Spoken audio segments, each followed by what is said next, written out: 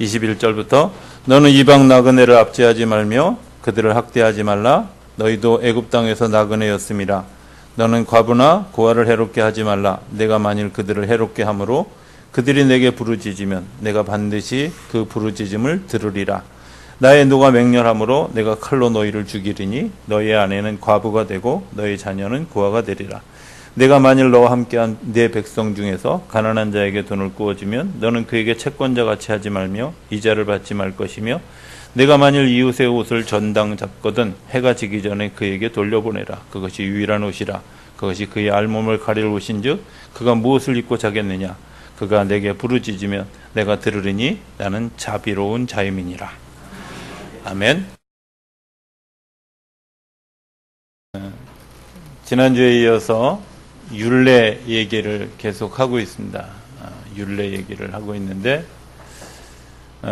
율례라는 것은 이런 상황에 어떻게 할 것인가, 어떻게 해야 하는가, 이제 이런 것이라고. 이제 오늘 1절부터 15절까지는 재산에 관계된 부분들에 대한 얘기를 하고 있고, 그 다음에 16절부터 방금 읽었던 27절까지는 사람에 대해서 어떻게 할 것인가, 그리고 그 뒤는 원칙은 뭔가, 뭐 이런 얘기를 이렇게 쭉 하고 있습니다. 우리가 이제 21장을 묵상했죠. 묵상하면서 주로 나와 너와의 관계에 머물렀다면, 이제 여기 오늘 본문에서 밝힌 것은 나와 이웃과의 관계가 어떻게 확장되어져 가는가 하는 것에 대한 얘기를 하는 겁니다. 어느 책에서 읽었는데 자기의 자녀보다 손주가 더 사랑스러운 이유가 뭔지 아느냐? 뭐라고 생각하세요? 그 책은 뭐라고 썼냐면 당신이 그만큼 성장했기 때문입니다. 이렇게 써있더라고요. 사랑할 만큼 성숙했기 때문에 손주들이 더 이뻐진다는 거예요. 손주의 손주를 보면 더 이뻐진다는 거죠. 왜? 내가 그만큼 성숙했기 때문에, 성장했기 때문에. 어쩌면 우리가 처음에는 기도를 시작해도 자기 기도만 하잖아요.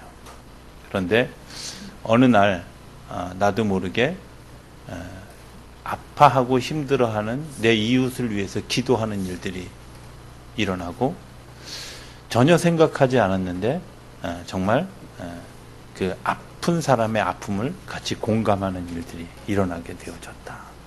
그것은 그만큼 우리 안에 성장함이 있었다. 지난 주간에 굉장히 날씨가 추웠던 날 이런 사건이 하나 있었죠. 중학생 두 사람이 학교에 가다가 길거리에 쓰러져 있는 그런 그 노인 한 분을 자기들의 잠바를 덮고 그분을 집에다 모셔다 드리는. 근데 하필이면 두 아이가 시험 기간이었다고. 그래요.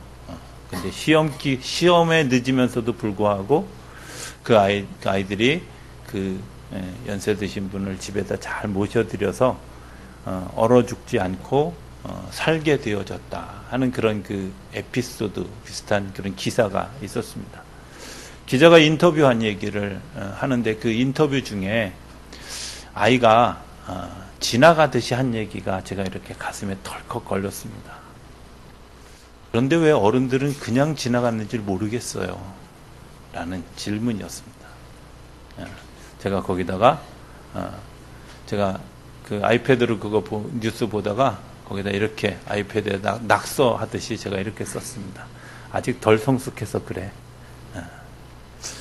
그런데 어쩌면 우리 이웃을 돌아볼 수 있다는 것은 성숙한 사람만 할 수 있는 일이라고 생각이 되어집니다. 어느 날 제가 성경을 이렇게 읽어가면서 굉장히 중요한 하나를 발견하게 되어졌습니다. 오늘 좀 성경 읽은 얘기를 좀 하려고 합니다. 로마서 5장에 보면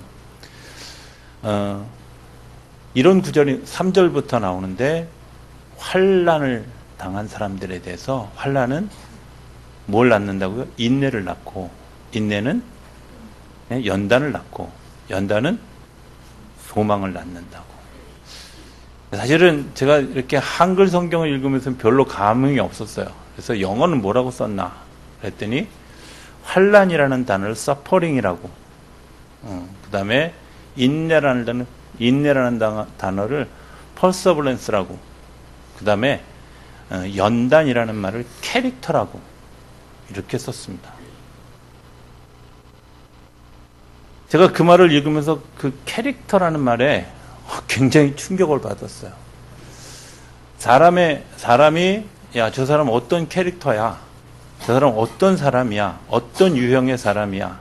저는 그 캐릭터가 사람이 얼마나 공부했는가, 또 사람이 얼마나 많은 지식을 가졌는가, 어떤 지위에 있는가, 저는 이런 게 그 사람의 캐릭터를 결정하는 줄 알았어요.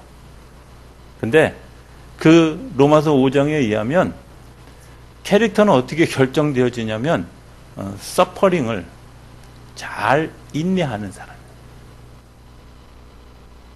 고난이 찾아왔을 때 그 고난을 잘 인내하고 그 인내를 통해서 열매를 맺어진 것이 캐릭터예요. 내가 저 사람은 어떤 사람이야?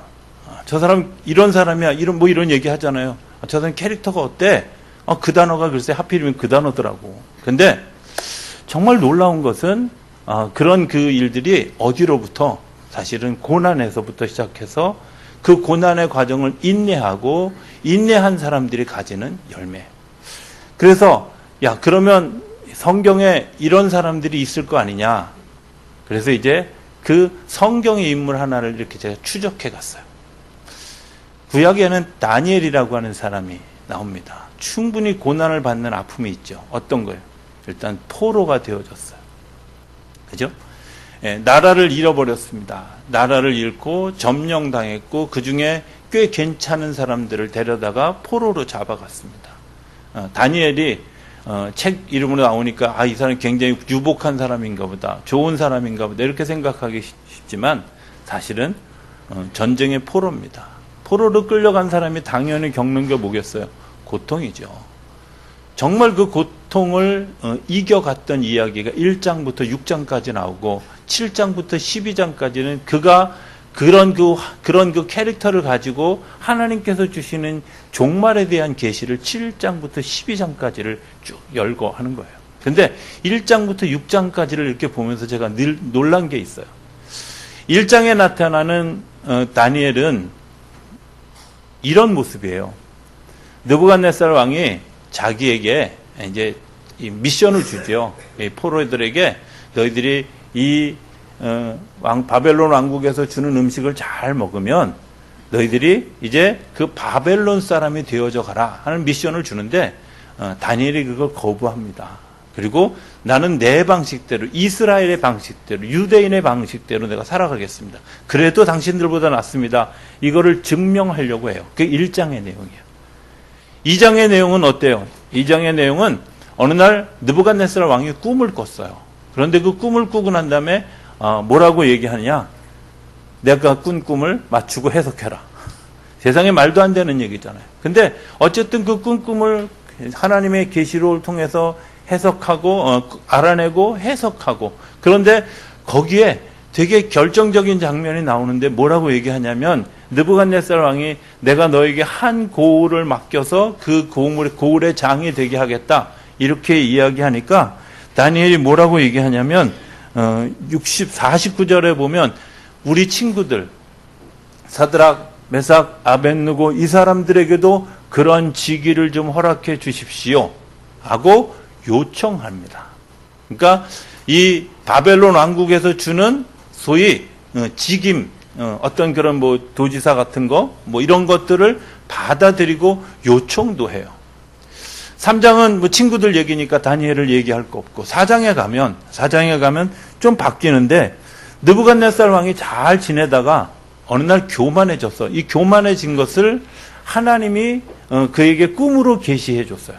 그러니까 이 느부갓네살 왕이 또다시 다니엘을 불러서 그 꿈을 듣고 이야기를 합니다. 그런데 그 꿈이 어떤 내용이냐면 느부갓네살 왕 당신이 왕위를 폐했다가 일정 기간 고난을 겪고 난 다음에 다시 왕위가 회복될 것입니다. 이런 꿈인데 그 꿈을 딱 듣고 다니엘서에는 뭐라고 얘기하냐면 다니엘이 뭔가 움츠려드는 약간의 모습을 보이고 난 다음에 이 일이 왕에게 일어나기를 원하지는 않습니다. 그러나 굉장히 조심스럽게 접근하는 다니엘을 봅니다. 그리고 나서 느부갓네살 왕이 죽고 벨사살이라는 왕이 올랐는데 이 사람은 아주 교만한 게 그지없는 왕입니다. 그 교만하게 그지없는 그 왕에게 하나님이 아주 강력한 경고를, 그 사람이 죽을 것에 대한, 폐위할 것에 대한 경고를 합니다. 그런데 다니엘이 놀라운 것은 다시 벨사살 왕에 끌려가서 해석을 하려고 할 때 벨사살 왕이 약속합니다. 네가 이 꿈을 해석하면 내가 너에게 굉장한 선물을 주겠다. 이렇게 이야기하는데 다니엘이 뭐라고 얘기하냐면 아니요, 그거 필요 없습니다. 저는 단지 당신이 꾼 꿈을 해석해드리고 그렇게 되기로 원해요. 근데 그게 당신이 죽을 겁니다. 하는 거예요. 좀 다르죠? 앞에는 내가 인정받기 위해서, 그 다음에 관직을 얻기 위해서, 그 다음에 충성하기 위해서 때로는 정말 내 소신을 가지고 이야기하는데 지금은 어떤 상황이냐면 죽을지도 모르는 목숨을 건 상황. 그리고 나는 관직도 더 이상 필요 없습니다. 나는 온전히 하나님이 하시는 일을 당신에게 이야기할 뿐입니다. 그게 죽을 각오로 얘기하는 거예요. 6장은 더 놀라워요. 6장에는 우리가 잘 아는 것처럼 다니엘과 사자굴의 이야기가 나오는데 다리오라고 하는 왕이 즉위를 했어요. 다니엘이 못마땅한 거예요. 그래서 사람들이 모함을 하는데 그 모함의 중심에 누가 있어요? 다니엘이 있어요. 성경에 보면 이 다니엘을 사람들이 이제 정말 음모를 꾸며서 몰아넣게 하려고 이런 법을 제공합니다. 얼마 기간 동안 왕 외에 다른 신에게 기도하는 일을 하지 못하도록 명령을 내려주십시오. 그러면 좋겠습니다. 하고, 그런데 그 속에는 매일 하루에 3번씩 기도하는 다니엘을 끌어넣으려고 하는 음모가 그 안에 있어요. 그 법령이 발표되고 그게 다 진행되어지고 가는데 성경은 뭐라고 해요? 다니엘이 그 법령이 선포된 것을 알고도 가서 창문을 열고 예루살렘을 향해서 하나님을 향해서 기도하는 일을 행했어요. 좀 다르죠? 저는 이 다니엘의 변화를 보면서 무슨 생각을 하냐면 신앙인의 변화가 이런 거구나. 고통 속에서 인내해가는 것이 이런 거구나. 인내를 통해서 얻어지는 캐릭터가 얻어지는 게 이런 거구나 하는 것을 느껴요. 내가 어떤 관직을 얻기 위해서, 인정받기 위해서 그렇게 살았던 다니엘의 모습에서 이제는 내가 소신을 가지고 정직하게 하나님의 은혜의 통로가 되려고 하는 모습으로 바뀌어져 갖고, 내가 죽을지언정 내가 진실을 이야기하겠습니다 하고 자기 자신을 굽히지 않는 믿음의 사람으로 발전해 갔고, 마지막에는 내가 죽을 줄 뻔히 알면서도, 내가 사자굴에 들어갈 줄 뻔히 알면서도 내가 하나님을 바라보는 일을 멈추지 않겠다고 하는 믿음을 가지고 살아가는 삶의 모습으로 바뀌어져 가고 있다는 거예요. 여러분 어디쯤 있습니까? 한 사람 구약만 얘기하면 서운하니까 신약에 나오는 인물 하나를 좀 더 얘기합시다. 사도 바울입니다. 사도 바울은 우리가 잘 아는 것처럼 여러 서신을 썼습니다. 연대마다 좀 다릅니다. 가장 초창기에 썼던 그런 그 책이 갈라디아서입니다. 갈라디아서 1장 1절부터 바울은 자기를 이렇게 소개합니다. 하나님의 은혜로 사도된 나 바울은. 그렇게 이야기하고 조금 이야기를 진행하다가 내가 그렇게 변화받고 아라비아 가서 3년 동안 수련하고 예루살렘에 갔는데 나를 사도로 알아주는 사람이 아무도 없었다는 서운함을 슬쩍 표현합니다. 그 속에는 무슨 의미가 나 사도야 이런 겁니다. 그게 초창기에 갈라디아서를 썼던 바울의 모습입니다. 그런데 그거보다 조금 더 뒤에 한 10년쯤 지난 뒤에 쓴 고린도전서에는 조금 다른 모습으로 자기를 표현합니다. 뭐라고 표현하냐면 이렇게 표현하죠. 나는 사도 중에서 작은 자라 하나님의 교회를 박해하였으므로 사도라 칭함을 받기를 감당치 못하겠다.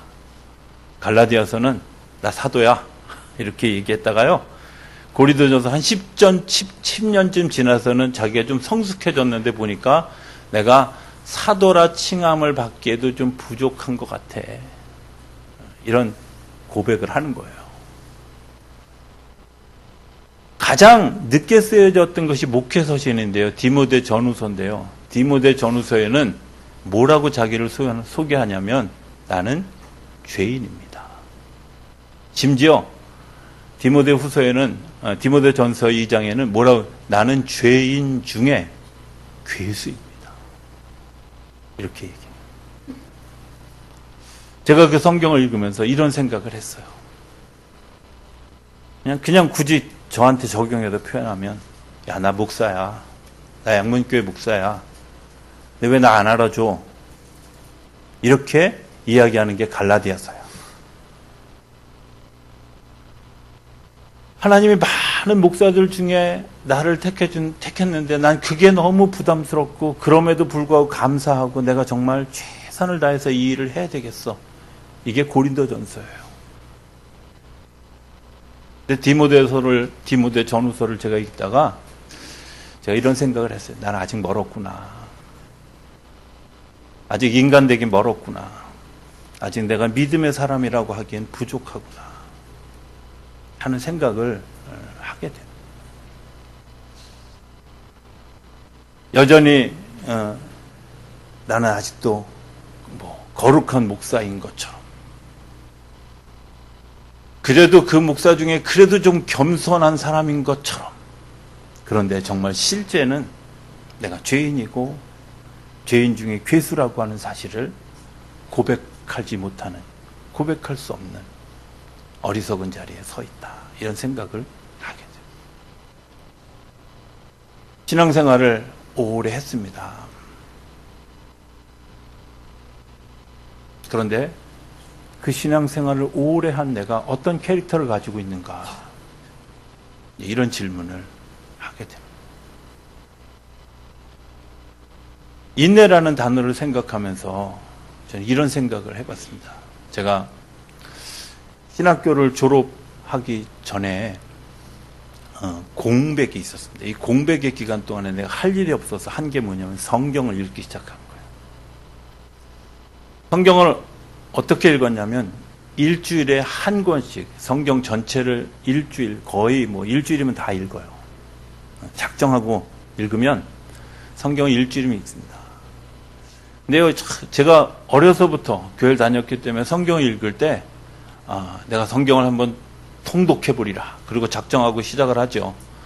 창세기에서 출애굽기 25장까지는 잘 갑니다. 25장부터 지루해지기 시작해서 드디어 레위기 넘어가면 드디어 성경이 이제 막 부담스러워지기 시작해요. 그걸 몇 번 시도하다가 이제 그러면 시작부터 읽으면 되지.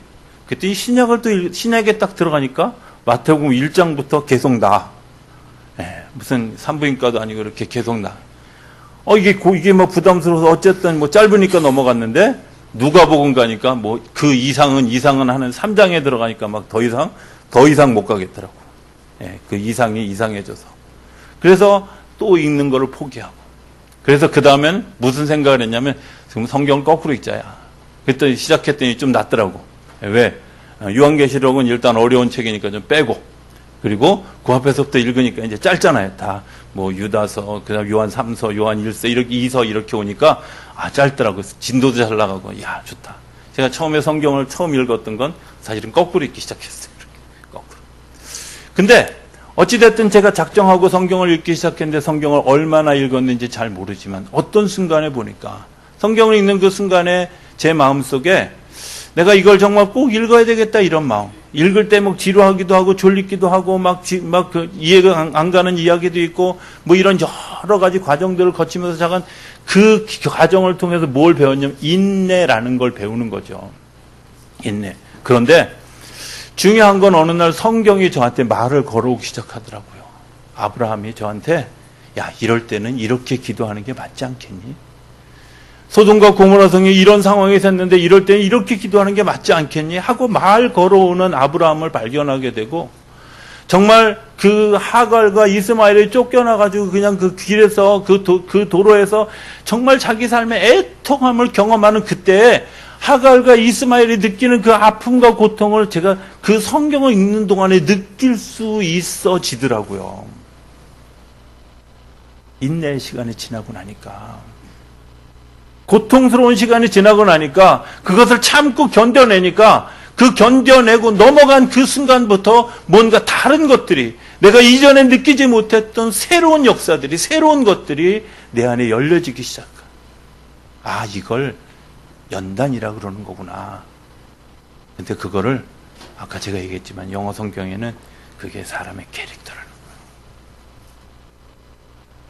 고통을 어떻게 넘어가느냐. 고통을 넘어간 사람들은 무엇을 발견하게 되냐면, 오늘 성경에 나오는 사람들 21절에 보면 이방의 나그네를 압제하지 말아라. 왜 그럴까요? 이스라엘 백성들이 나그네 돼본 경험이 있잖아요. 포로된 경험이 있잖아요. 아니, 이스라엘 백성들 아니더라도 우리 스스로도 나그네로 살았던 경험들이 있잖아요. 내가 때로는 정말 불편한 경험들이 있잖아요. 그런데 그때 그렇게 하지 말아라. 왜 하지 말아야 될까? 네가 그런 아픔들을 가졌던 그것을 생각하고 그들을 잘 섬기고 도와라. 이거는 고난을 지나가 본 사람들이, 고난을 인내해 본 사람들이 가질 수 있는 캐릭터라고 저는 믿습니다. 우리 삶에 그런 일들이 일어나지 않으십니까? 여러분들 그 고난을 인내하려는 노력보다는 고난을 피하려는 마음들이, 인간은 누구에게나 다 그런 마음이 있다고 생각합니다. 고난이 닥치면 피하고 싶고, 고난에 대해서 맞붙어서 나가고 싶지 않고, 고난 속에서 숨고 싶은 그런 마음들이 있습니다. 그런데 중요한 것은 그것 때문에 우리가 더 성장하지 못한다는 거예요. 우리 집에서 아주 강력하게 반대하는데도 불구하고 또 제가 재벌을 개못 줘서 이제 기도 카드를 쓰기 시작했어요. 기도 카드를 쓰는데 하나님이 저에게 2번이나 이런 마음을 주시는 거예요. 하나님이 이거 논문도 해야 되고 연말에 바쁘기도 한데 이거 꼭 해야 되나요? 이렇게 제가 막 계속 투정조로 하나님께 이야기해요. 하나님이 2가지 얘기를 해주셨어요. 야, 죽으면 썩어 없어질 몸인데 그거 아껴서 뭐 하려고 그러냐. 이게 첫 번째 대답. 2번째 대답은 뭐냐면, 네가 얘기하듯이 고난을 뚫고 지나가야지. 그래야 이기지. 고난을 맞붙어서 지나가야지 이기지. 그것으로부터 피하고 도망가면 이기는 게 아니라 그것은 패배자고 또다시 내 캐릭터가 세워지는데 방해를.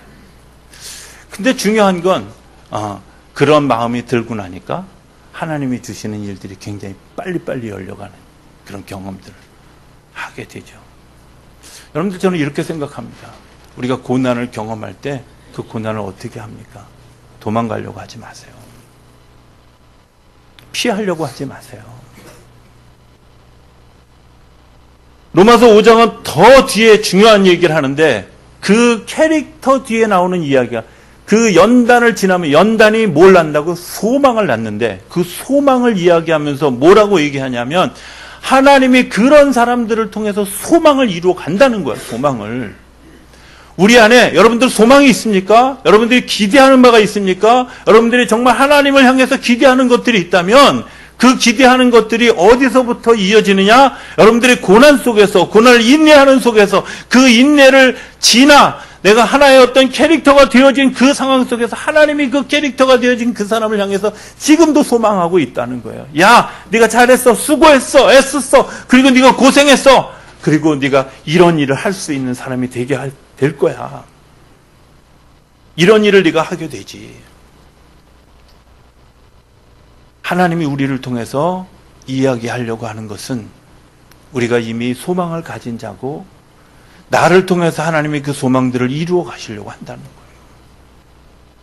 그렇다면 내가 오늘 무엇을 해야 될까? 오늘 새벽에 날씨가 너무 춥고, 제가 아침에 자동차 가지고 나오니까 자동차 온도계에 영하 9도 이렇게 떨어졌더라고요. 이야, 오늘 되게 춥구나. 네, 감사한 건 어제 예방주사를 맞고 와서 별로 안 춥더라고요. 연천은 5도 정도 더 추운데, 연천을 잠시 다녀왔더니 좀 덜 춥더라고요. 근데 어찌됐든 이 추운 날 교회 오는 우리 성도님들을 생각하면서 참 감사하다. 정말 감사하다. 이런 마음을 제가 그러면서 이런 기도를 제가 아침에 했어요. 하나님, 이 고난을 뚫고 이 추위를 뚫고 오는 이분들이 이 인내를 가지고 정말 하나님께서 기뻐하시는 캐릭터를 가지고 그런 소망을 이루어가는 하나님의 사람들이 되어지는 그런 역사가 오늘 우리 가운데 일어났으면 좋겠습니다. 그런 기도를 하게 되죠. 여러분들, 나그네를 돌아보는 일은 내가 성장해야만 볼 수 있는 일입니다. 고아와 과부를 돌보는 일은 말로는 누구나 다 할 수 있지만 실제로 그 삶 안에 들어가야만 가능한 일입니다. 이야기 하나만 하고 설교를 마치기를 원합니다. 우리는 흔히 이런 이야기를 합니다. 돌아봄, 또 돌봄, 섬김. 근데 섬김이라고 하는 히브리어 단어 속에는 이런 게 있습니다. 첫 번째 의미는 나를 쪼개서 그 사람을 감쌈, 이런 게 있습니다. 쪼갤 용기가 없으면 감쌀 수가 없습니다. 나를 쪼개서 다른 사람을 감싸. 두 번째, 비슷한 의미인데 나의 마음을 쪼개서 그 사람을 끌어안음. 섬김의 단어의 맨 마지막 하이라이트는 예수님이 요한복음에서 인용했던 이야기입니다. 친구를 위하여 자기 목숨을 내어주는 것보다 더 큰 사랑이 없다. 이게 섬김의 하이라이트입니다. 친인척도 아니고 학연이가 있는 것도 아니고 지연도 아니고 그냥 내 친구를 위해서, 내 마음과 생각을 나눈 친구를 위해서 내 목숨을 버릴 수 있는 것, 그게 섬김의 하이라이트입니다. 오늘 성경에 나오는 이야기는 그런 섬김들을 이야기하는 거잖아요. 섬길 수 있는 준비가 되어져 있을까요? 이 한 주간 우리가 예수 오심을 기대하면서 그런 소망을 가지는 한 주간이 되어줄 수 있게 되기를 기대합니다. 주님이 나를 위해서 죽어주셨던, 친구인 나를 위해서 죽어주셨던 그 섬김의 자리, 하나님, 내가 그 길을 걸어갈 수 있도록, 내가 내 몸을 쪼갤 수 있도록, 내가 내 마음을 쪼갤 수 있도록, 그리고 내가 나를 들여서 누군가를 살릴 수 있는 사람이 되어질 수 있도록 하나님, 내가 그런 그 소망의 캐릭터가 되게 하여 주시옵소서. 이게 우리의 기도의 제목이 되는 이 한 주간, 그리고 그 기도 때문에 하나님을 경험하는 귀한 역사가 일어나는 이 한 주간이 되어줄 수 있게 되기를 주의 이름으로 축복합니다.